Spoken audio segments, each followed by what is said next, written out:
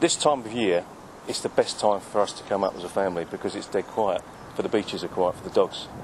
In August and September, when I was up here for a week, there's a lot of people on the beaches.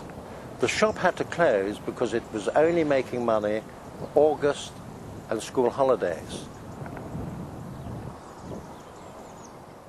Without reasonable housing for local people, industries such as fishing and other local industries are going to die out because the youth of today just cannot afford the prices which people are putting on houses around here. I've been trying to find housing for about a year now. It's all been bought by people to have a nice holiday house to come down in the summer. I want Amelia to be in Brancaster Primary School when she's little. They can't afford the houses because of the prices they're going up, £300,000, £400,000, even when they're being bought and knocked down to replace them by 6 houses. They're still going out for £350,000, £400,000. Holiday makers will pay up to £2,000 a week to stay here. This is a wonderful area to come on holiday. We have now got about 75% of second homes. So it means that there are very few people who live here all the time. The problem with SIPs is it's going to encourage people to buy more second homes because it's an investment for their future, so it can only heat up the housing market. People that I've met even since I've been here, people who work in the Tourist Information Centre down there, people who work doing all sorts of different things, they can't afford the rents that people are being asked to pay by the agents, and having to go to areas which are further away from where they want to be. My friend's living in a caravan with her newborn baby in Heacham, and they're being evicted from the caravan soon because the season ends in the caravan park, and so she's going to be homeless with the newborn. The wage levels in this area are below the regional average, as well as below the national average, but the house prices are above both the regional and national averages.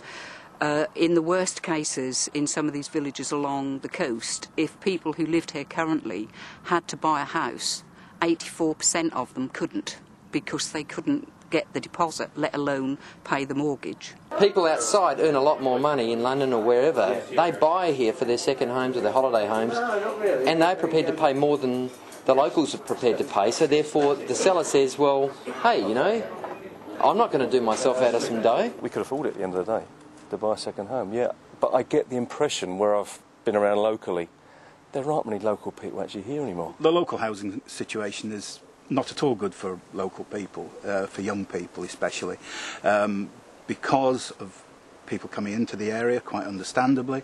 London has had a strong influence. If nothing's done about this, then I will have to move out the catchment area, leave all my friends and things like that. It'd be a total change for me.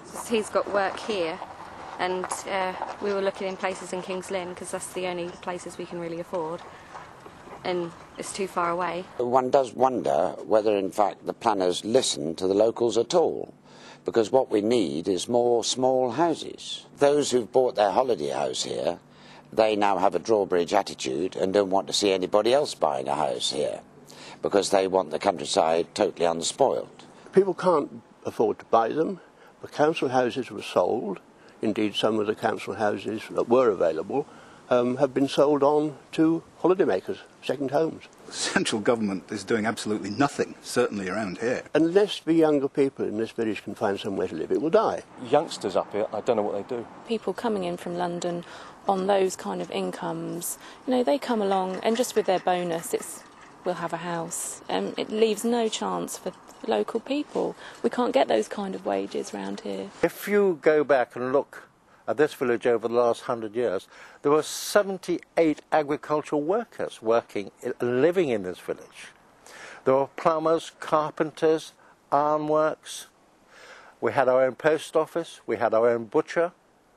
There is not a single shop. My mum used to run one of the businesses in Brancaster, and that had to finish because the population in the winter is just not enough to keep it going. People are just being forced inland, or if they do want to stay on the coast, being forced to rent, and you know, that's not an investment in anybody's future. As a society, we appear to feel that it's more important for people to have the choice to own more than one home than it is for certain sections of the population to have one home. People haven't inherited money or aren't on that kind of income that can afford to buy standard housing.